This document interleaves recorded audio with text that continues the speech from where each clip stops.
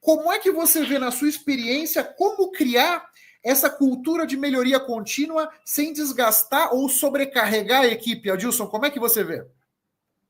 Olha, esse ponto de melhoria contínua tem que estar naquele 1% melhor.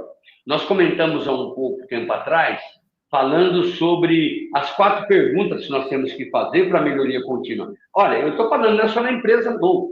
É na nossa casa, nos nossos relacionamentos. É saber o seguinte, o que eu estou fazendo que está bacana? Aí eu continuo fazendo.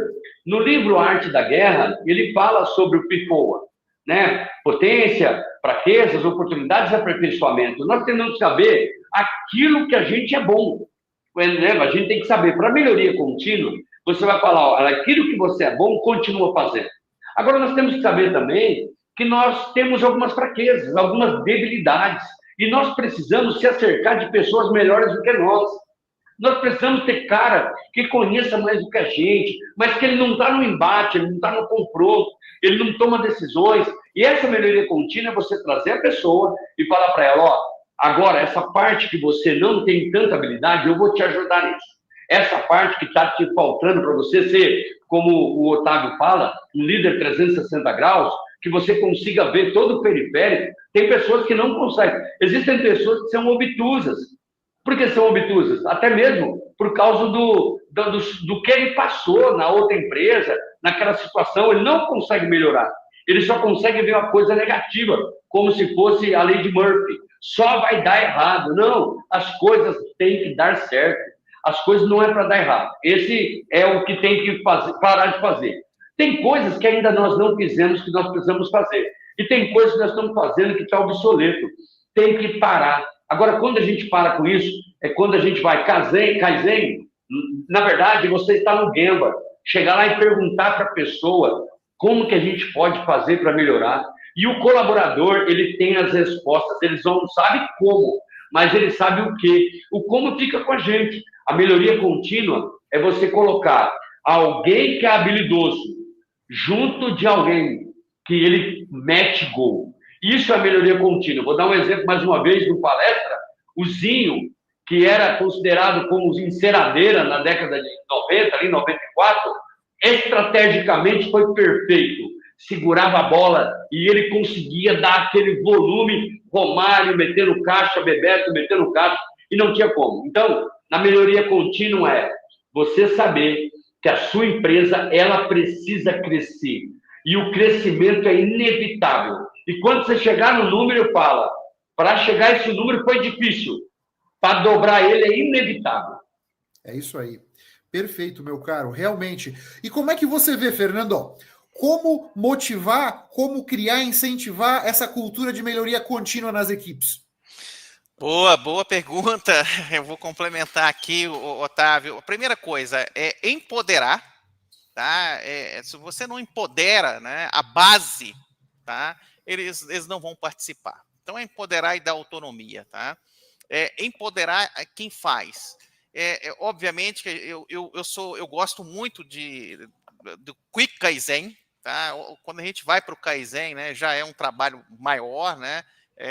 Já exige, né, uma preparação, tal. Mas o Quick Kaizen, um por mês, tá?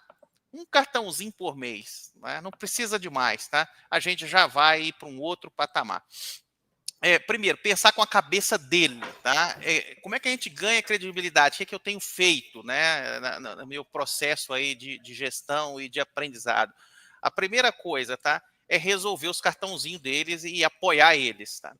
Como que a gente faz isso? Os Quick Kaizens, os Kaizens, os processos nossos de melhorias contínuas, ele sempre vai trazer benefício, não tem jeito. Ele acaba trazendo benefício, seja melhorando um posto de trabalho, seja melhorando a produtividade, seja melhorando a qualidade, seja através de um calibrador, enfim. Nós temos vários caminhos aí dentro da indústria, né? É reverter uma parte desse benefício, desse ganho para dentro da operação. Tá? Eu tenho usado esse método nos últimos anos e isso tem dado muito sucesso, porque quando a gente reverte, a gente ganha credibilidade com eles e aí esse negócio vira realmente um ciclo virtuoso, tá? Dentro das nossas operações. Tá? Isso é fundamental para a gente ir melhorando a performance dos equipamentos, da equipe e, principalmente, perenizar o negócio, tá? E, obviamente, né, quando a gente fala, né, Otávio e Adilson, em melhoria contínua, isso é muito fácil dentro do indireto. Só com o indireto, por exemplo, eu trabalho com equipe que eu tenho 200 pessoas no indireto. No direto, eu tenho 600. E as ideias, gerar essas ideias, essa geração de ideia é tão importante ou até às vezes mais importante do que dentro do indireto. Então, o indireto é o suporte, é o apoio, mas estimular, tá? Essa geração de ideias dentro da operação é a chave para perenizar os negócios de qualquer companhia hoje em termos de competitividade. Perfeito, meu caro, perfeito. E eu complementaria aqui os meus convidados nessa parte da melhoria contínua. Primeiro, liderança pelo exemplo. Então, se eu quero que a minha equipe melhore continuamente, eu preciso melhorar continuamente. Se eu quero que a minha equipe seja responsável, eu preciso ser responsável. Se eu quero que a minha equipe seja pontual, eu tenho que ser pontual. Se eu quero que a minha equipe tenha uma comunicação transparente, eu tenho que ser transparente. Liderar pelo exemplo é a única forma de liderar. Essa é a grande verdade. E também trago aqui para essa cultura de melhoria contínua um conceito da Carol Dweck, que é uma psicóloga lá de Stanford, nos Estados Unidos, que criou aquele conceito da mentalidade de crescimento e da mentalidade fixa. Né? Então, aqueles que têm uma mentalidade de crescimento acreditam que nasceram com um certo nível de inteligência, mas são capazes de melhorar, evoluir, através de disciplina, treinamentos, estudos e etc. Né? Me parece que com a liderança pelo exemplo e fomentar a mentalidade de crescimento nas equipes é um bom caminho, uma boa jornada